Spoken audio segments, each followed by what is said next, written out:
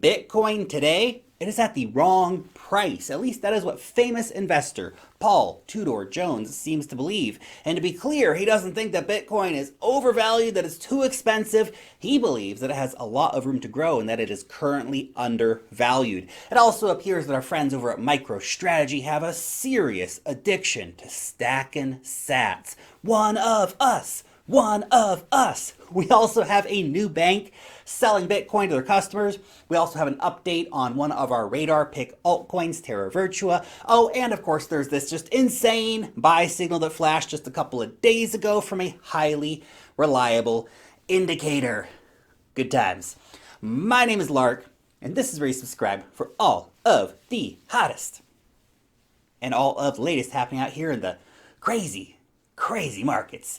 Also, a quick reminder that members of the Wealth Mastery Investor Report will be getting this week's issue on Wednesday at 8 p.m. Eastern Time. So every single week, you are going to get a deep dive report on a hot altcoin, a DeFi tutorial, a trending coin report, an interview with an industry leader, top tier technical analysis, stock tips, the latest token sales, the latest airdrops, and a lot more. All of that for less than $10 a week, making this one of the most value-packed and at the same time affordable newsletters on the market. There's a link down below where you can learn more about becoming a member to Wealth Mastery today. So, let's talk about Bitcoin. What we are seeing right now for Bitcoin is one of those classical situations of consolidation happening. Yeah, I know. The last few days, we've seen a lot of ups and downs ranging for Bitcoin, but we've seen in the last 2 days over the weekend is that the price has actually been starting to coil up with the volatility reducing, coming into that symmetrical triangle as we move farther and farther along, consolidating above areas of key support, as well as just below the incredibly key area of resistance at $20,000. Now this triangle should act as a continuation pattern, and we're in an uptrend, so that means we have an implied target break here above $20,000, or at least a retest of $20,000 as resistance. We have now broken the line of resistance at the top of this triangle, which means that we could be getting ready for that move up to $20,000 really soon. But if we fail to get the required momentum from this breakout that we're seeing right now, obviously that could quickly then turn into a fake out, but that does not invalidate the triangle that's forming up. We just need to redraw that top trend line, and then we're still finding ourselves in that coiling spring setup with the triangle, basically just meaning that's going to take longer than we originally anticipated for it to pop.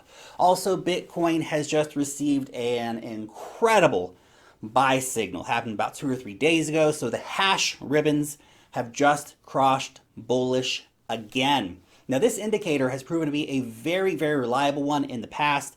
So when we do see that buy signal flashing, it's usually a pretty good time to buy Bitcoin.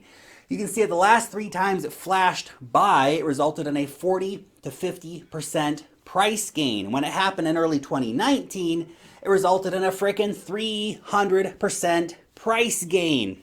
And the time before that, after the Bitcoin halving in 2016, like a 3,000% gain. Obviously, nothing is guaranteed. This is just an indicator, but it definitely adds a lot of weight to the current bullish trend that we have been seeing for Bitcoin. And perhaps the simplest reality for a big increase in the price of Bitcoin is just supply and demand, man. Keep it really simple, right? Which leads me on to the next story. Michael Saylor, the CEO of MicroStrategy, has just announced that they have bought another 2,574 Bitcoin at an average price of around $19,427, bringing the company's total holdings to 40,842 Bitcoin. This guy's a freaking genius, man. Now, the 2 major buys of Bitcoin that they made before this were around the $10,000 mark, so totaling an input of $425 million in fiat into Bitcoin. Those 2 rounds of purchasing have now almost doubled in value, meaning that MicroStrategy has made a profit of like $400 million from buying Bitcoin. Not that they're selling anytime soon, but that's incredible. Now, at the same time, the company's stock price has also exploded because of all the exposure and people getting access to Bitcoin and the Bitcoin play of MicroStrategy via buying their stock. It's up 192% since they first bought Bitcoin, which is unreal. Honestly, I'm surprised that more companies have not tried to replicate this kind of insane success story and started buying tens of thousands of Bitcoin like MicroStrategy did. They have the cash, they should be making the moves.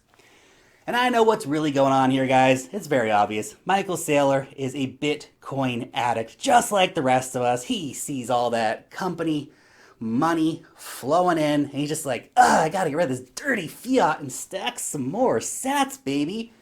Except Michael Saylor doesn't stack sats. He stacks Bitcoin by the thousands, and then chills, It's crazy. Okay, moving on. We have another bank trying not to get blockbustered. This time it is the German bank Hauck and Aufhäuser, which is a bank that focuses on wealth management for high net worth individuals and also wealth management for institutional investors. So they're now going to be allowing their clients to invest in Bitcoin and in Ethereum with a minimum buy-in of 200,000 euros. Which is a lot, but for these guys, it's really not a lot, right? It's just one more way in just an increasingly big list of ways that the wealthy can get access to crypto. This company sees the opportunity and they're, smart to be taking it. At some point, I'm going to have to stop reporting all these little banks getting into the thing here, because at this point, basically any financial services company that wants to survive is going to have to adapt to the new reality and start giving their clients what they want, and investors want crypto. I also wanted to let you know that one of my top radar pick coins, Terra Virtua, is about to be listed over on BitMax. Now, Terra Virtua, they're focusing on the NFT space, particularly looking at collectibles, and it's working with some of the biggest brand names in the entertainment industry to be bringing out official digital collectibles for these brands. So they're working with Paramount Films and Legendary Films as two examples. So Terra Virtua will be able to bring collectibles out for some incredibly famous franchises: Batman, Godzilla, 300, Jurassic Park, Iron Man, The Avengers, Mission Impossible, amongst a lot of other really, really famous film franchises.